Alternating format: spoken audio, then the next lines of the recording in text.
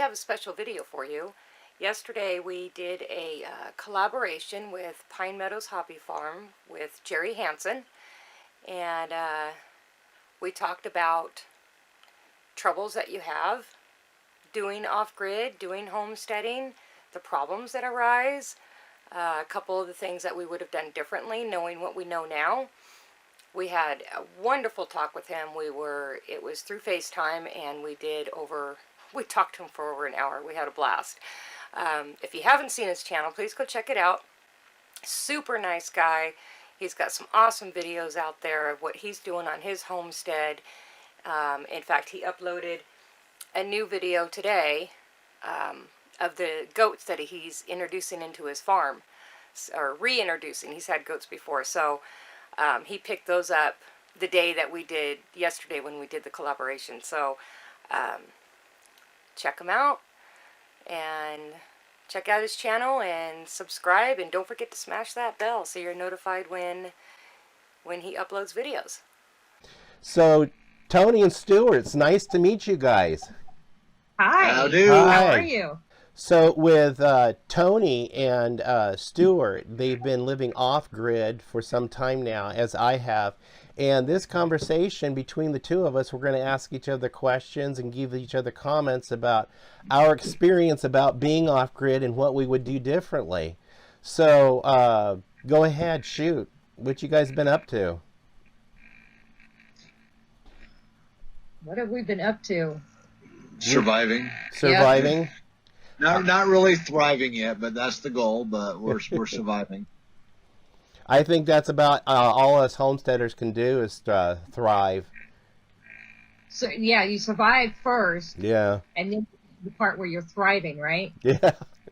Right now, we have an issue with a fox coming in and stealing birds. Uh-oh. I had coyotes. Problem with coyotes before we shot that episode for Homestead Rescue, and now I was able to put in more infrastructure. I haven't had a predator problem since we aired the show. Good. Yeah, I mean, that's part of our problem. We don't have any infrastructure. We don't have fencing up or anything like that. Takes time, and it takes revenue. Well, Yeah. you know, and that's a big thing. The revenue in January, Tony got cut back to part-time at work. So that was a couple $100 a week. That sucks. So then I got a part-time job. You know, Tony started her business, and that's starting to pay off a little bit. So we're kind of getting back to where we were Before January. Before January. So it's taken us 9 months to get back to where we need to be. Oh. I was just reviewing some of your homestead videos that you have, and I noticed something about you had a freak accident with your solar off-grid system. How's your off-grid system coming? Which video are you referring to? Solar panels on a hay bale. Oh, okay. Yes. Well, you know what? That was all part of the time when Murphy was visiting us. And he let us know that he wasn't leaving anytime soon. So not only did one of the solar panels take a dump or got blown over by the wind, our woodshed got blown down the hill. Well, our woodshed is a portable garage, right? Yeah. So it's just basically like a tarp over a frame. Oh, okay. Well, it got blown down the hill. Our generator blew up. Oh, no. Literally blew up. We lost the battery in our car in the middle of a parking lot. What else happened? That's when my work didn't need me anymore too. So it was 5 things. It was a bunch. Yeah, and that all happened within probably a week and a half. Maybe it was maybe 2 weeks, maybe after 2 weeks another. tops. Sounds like life. It sounds like life was happening with you guys. What's Plan B? That's the main concern. Dog food. How long does that generator run? Just to keep the freezer going? once we get everything solid and frozen, and if we keep it as full as we can, it only takes a few hours a day. Of generator time. Yeah. Oh, that's okay. During the summer. Okay. During the winter, like, we can go all day. If it's really cold outside, we can go all day without running it, and everything will stay frozen. So wintertime is a plus for that, but you still having to run the generator because now you have to charge your batteries because you don't have as much sun. What kind of freezer is it? A standard residential freezer? Yeah. Yeah. Okay. Because go ahead. We want to get a chest freezer. Okay. You know, just because they're more efficient. You know. Check out Steve Davis, Off Grid Homestead. He's my buddy over going towards the coast here in Oregon. He got a little electronic device. I ordered one for my hatchery, and it was an STC 1000, they call it. He retrofitted it to a chest freezer. He's completely off-grid, runs on solar panels. And he's got that thing running real optimally, hardly uses any electricity at all. And it's 110. He runs it off an inverter. Cool. So what's the brand name again? It's an STC 1000. It's a little electronic thermal regulator. So maybe that's where it helps save the energy. Is he setting Right. it to where because it's more accurate with the temperature control. It keeps it at a narrower range, and keeps it and then it's not running all the time. right. Okay. That makes sense. That's kind of cool. It's also good for egg incubators because it doesn't allow the temperature in the incubator to fluctuate wildly. Right. A lot of homesteaders going off grid want to know what they have to do and what problems they can potentially encounter. Like, I've encountered problems, you guys encountered problems, so to help them be aware of those potential problems and any victories we might have had. Don't put your solar. Yeah. So the biggest point, I think the biggest thing that we learned as far as our solar. Don't put them on hay bales. Don't leave them on hay bales. Got it. Build your solar rack. Note taken. No.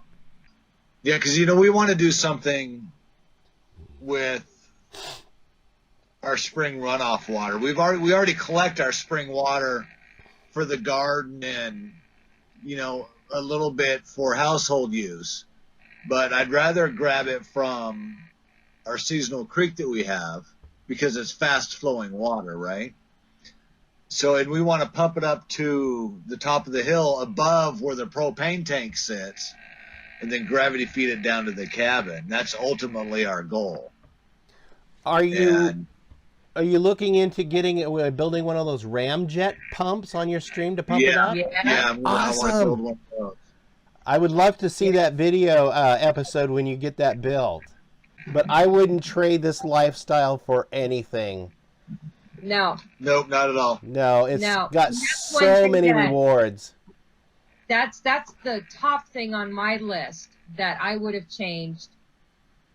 Knowing and doing what we're doing now, I wish we would have done it sooner. Yep. Farming has always been a lifelong passion of mine. Since I was a little kid, my uncle had a farm. We would spend the night on his farm, and he had all the farm animals, and it's like, I got hooked. This is the life I wanted. And now in my older life, I just wish I could have done it earlier. I wish I would have known how to buy land like I did earlier, because otherwise I could not have afforded it. Yep. Yeah. So That's what I would have changed, is doing it much earlier. Yeah. But I got to deal with what I've got at this age. I'm 61 now, and now planning for retirement and trying to figure out how to do that in a short period of time. So that's what our motivation is trying to get the whole homestead as self-sufficient and self-reliant as possible. And that way, with getting the solar power in, getting the generators up and running, getting the water functioning, getting the garden in, and getting the livestock in, I've managed to mitigate as much out-of-pocket expense as I can. When I do retire, I don't have to worry about electric energy bills and groceries. Exactly. Yeah, and then carefully choosing the kind of livestock I raise, that I don't need to run to the feed store to go buy feed for them. They're able to go out and eat among the natural habitat that's around us. That just makes sense to me. That, you know what? That's so awesome that you say that, because we have this conversation quite a bit, and we've been having the conversation more because the fox has been around, or what we think is a fox. I mean, we just got a glimpse of it. But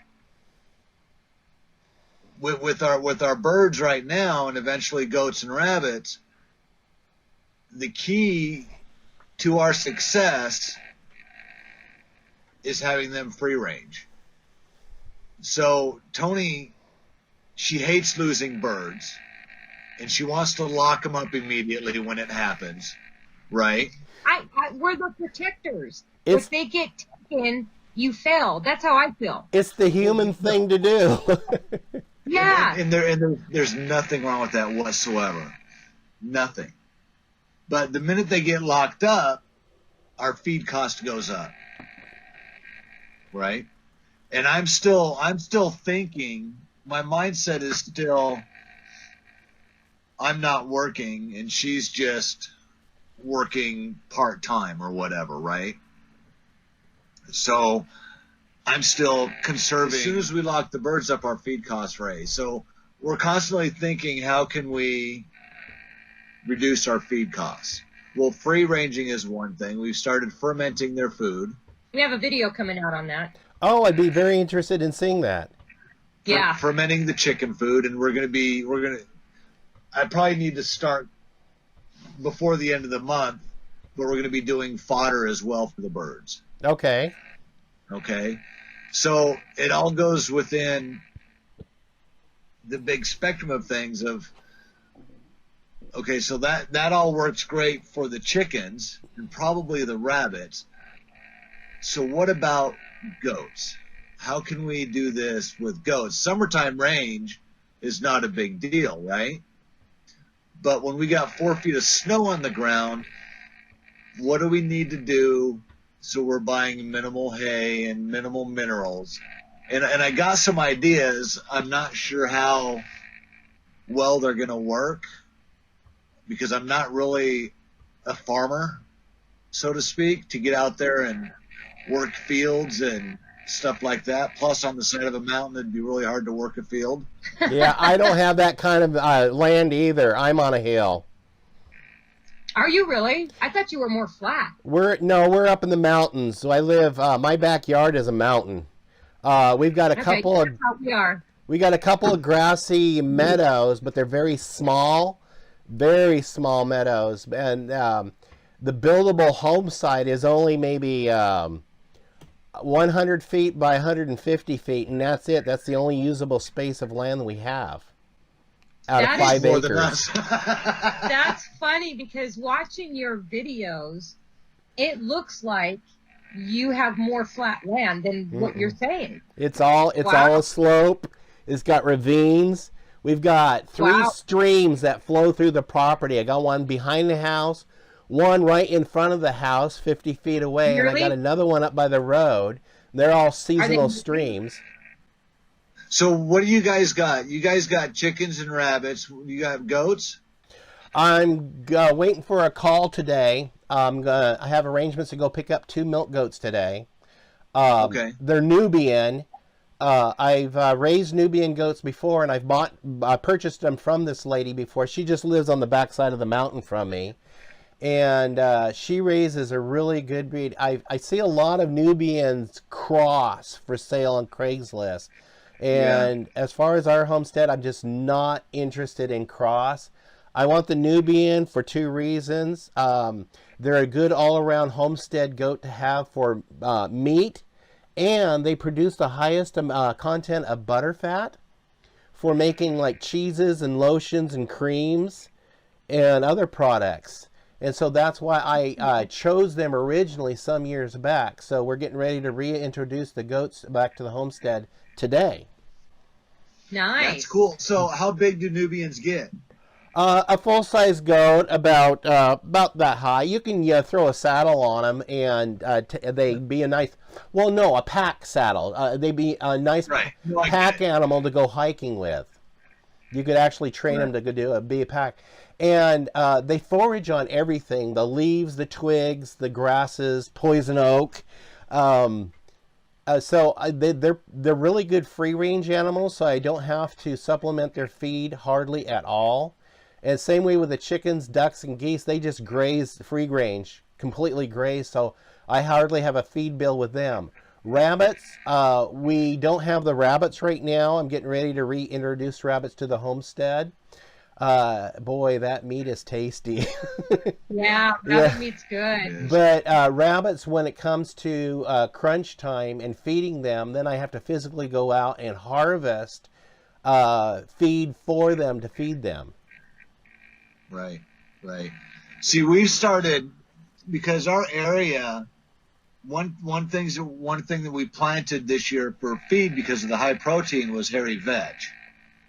Oh, that's. Yeah. I was looking into that because I wanted to plant some clover, vetch, and some other high protein and nutritional vegetation in the pastures.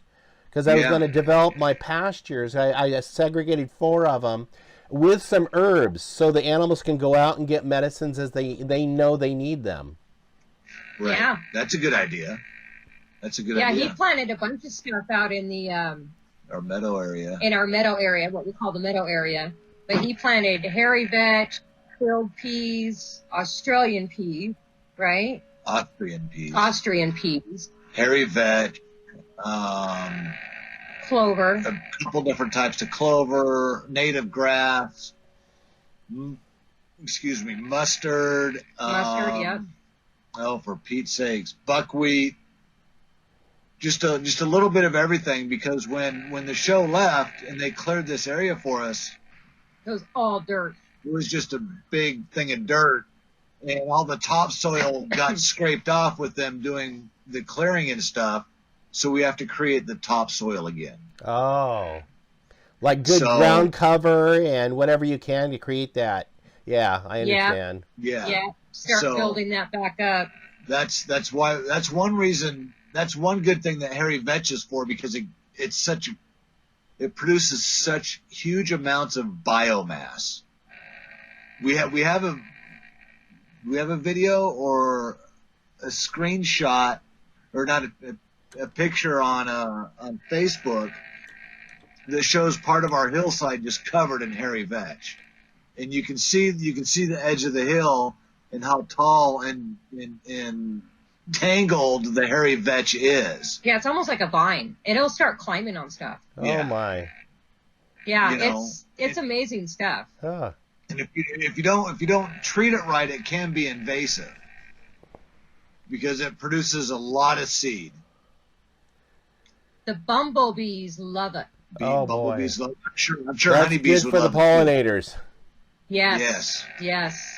I just got given to me a huge plat of small lavender plants that are ever nice. blooming, and the lavender, my honeybees out there in the bee yard will love that lavender. Yep. Absolutely. Yep. Thank you everyone for watching. We hope you enjoyed.